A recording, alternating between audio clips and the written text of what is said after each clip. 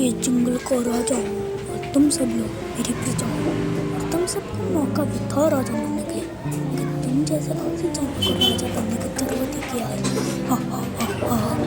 चाहो कि मैं इस जंगल का राजा बन गया। अगर तुम जैसा ऐसे जानवर अगर इस जंगल का राजा बनता तो न जाने इस जंगल का क्या बुरा हाल होता, क्योंकि आलसी जानवर खड़े नहीं हो सकते और तुम सब तो आलसी हो। और दूसरी बात, अगर तुम खड़े नहीं हो सकते तो शिकार कैसे करोगे? शिकार के खाकर अगर खड़े नहीं हो सकते। और प्लस पॉइंट, शिकार करने के लिए कम से कम उतनी शक्ति तो होनी चाहिए जितनी मेरी में है, और तुम सब जानवरों का जो है उसमें है ही नहीं शक्ति इतनी जितनी मेरी में है। अच्छा हुआ कि मैं इस जंगल का राजा बन गया। हेलो बोला, ये क्या कह रहे हैं भाग राजा, आप हमें आलसी कर रहे हैं। अच्छा खासा शिकार भी तो कर लेते हैं और ना ही आलसी थे, ना ही है और ना ही रहेंगे। ये बात आप ध्यान से सुन लीजिए। दुष्ट बाघ और चालाक लोमड़ी। एक बार की बात है, एक शादीपुर नाम के जंगल में एक बाघ रहा करता था। वह उस जंगल में राज बिता करता था, लेकिन उसके मन में हमेशा घमंड की ही बात उठाने की चलती रहती थी। एक दिन शेर ने सारे जानवरों को बुलावा भेजा और बोलने लगा, मैं इस जंगल का राजा हूँ और तुम सब लोग मेरी प्रजा हो और तुम सबको मौका भी था राजा बनने के लिए, लेकिन तुम जैसे किसी जानवर को राजा बनने की जरूरत ही क्या है। हा हा हा हा। चाहो कि मैं इस जंगल का राजा बन गया। अगर तुम जैसा ऐसे जानवर अगर इस जंगल का राजा बनता तो न जाने इस जंगल का क्या बुरा हाल होता, क्योंकि आलसी जानवर खड़े नहीं हो सकते और तुम सब तो आलसी हो। और दूसरी बात, अगर तुम खड़े नहीं हो सकते तो शिकार कैसे करोगे? शिकार के खाकर अगर खड़े नहीं हो सकते। और प्लस पॉइंट, शिकार करने के लिए कम से कम उतनी शक्ति तो होनी चाहिए जितनी मेरी में है, और तुम सब जानवरों का जो है उसमें है ही नहीं शक्ति इतनी जितनी मेरी में है। अच्छा हुआ कि मैं इस जंगल का राजा बन गया। उसकी ये बात सुनकर सारे जानवर आश्चर्यचकित हो गए और उन जानवरों से भालू बोला, ये क्या कह रहे हैं भाग राजा, आप हमें आलसी कर रहे हैं। अच्छा खासा शिकार भी तो कर लेते हैं और ना ही आलसी थे, ना ही है और ना ही रहेंगे। ये बात आप ध्यान से सुन लीजिए। और आपने कभी भी आलसी बोलने की हिम्मत नहीं मत करना, नहीं तो हम पता नहीं आपका न जाने आपका क्या हाल करेंगे। तो बाबू उल्टे में चाहते हो मेरी मर्जी में तुम सबको जो भी कर। और हाँ, मुझे से मैं इस जंगल का राजा हूँ और तुम सब मेरे प्रजा हो, और इसलिए सेवा के लिए मुझे कम से कम 2-3 जानवर तो चाहिए, और मैं रोजाना कम से कम 2-3 जानवरों को मार के रहूँगा। और बाकी ये बुरी बात सुनकर सारे जानवर चुपचाप अपने घर की ओर बढ़ गए। फिर लोमड़ी न जाने वहाँ पर खड़े हो गए, पता नहीं क्या सोच रही थी बाघ के सामने। फिर बाघ ने जवाब दिया, अरे तुम यहाँ क्या कर रही हो? भाग जाने तो पहले शिकार तो तुम ही हो गई हो। लेकिन लोमड़ी वहाँ से गई नहीं। फिर बाघ ने फिर जवाब दिया, सुना ही नहीं दिया क्यों? भाग जाओ यहाँ से, नहीं तो मैं। फिर नहीं कहकर लोमड़ी वहाँ से चली गई और बाघ भी अपने गुफा की ओर चला जाता है।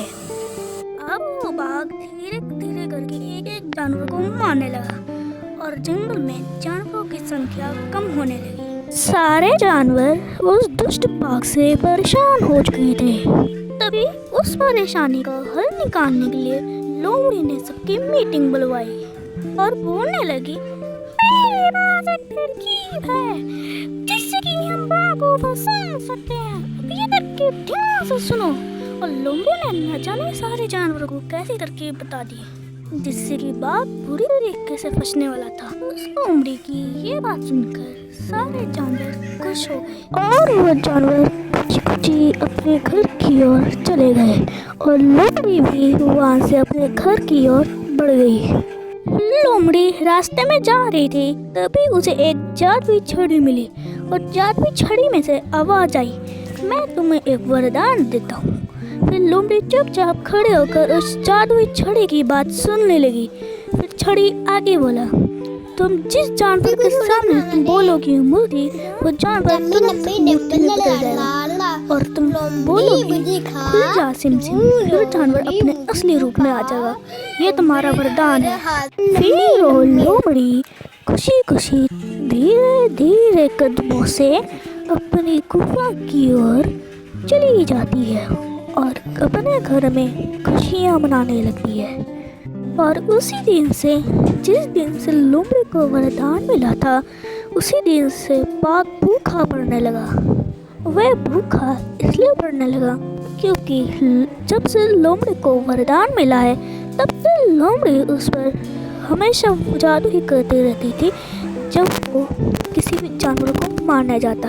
तो बाघ भी बहुत ज़्यादा परेशान हो चुका था जानवरों की तरह। और उसी दिन से बाघ वो सोच में डूबा रहता था और सोचता था, ये क्या हो रहा है मेरे साथ।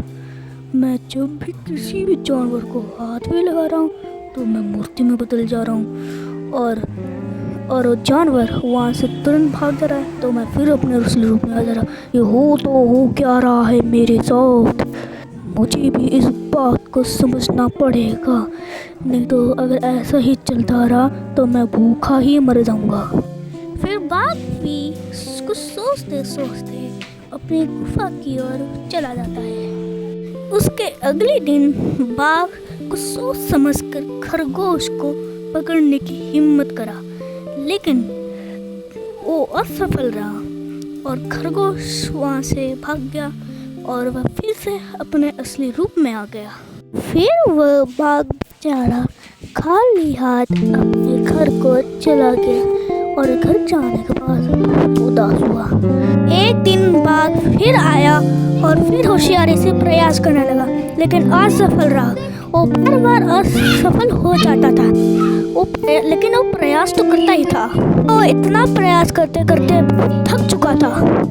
अब बाघ ने अपनी क्या होशियारी दिखाई, ये जानने के लिए आपको बाघ 2 पता चलेगा। अगर आपको बाघ 2 चाहिए तो आपको वीडियो को लाइक और चैनल को सब्सक्राइब करना पड़ेगा। और आपको अगर वीडियो अच्छी लगे तो आप बेल आइकन पर क्लिक करिएगा। धन्यवाद।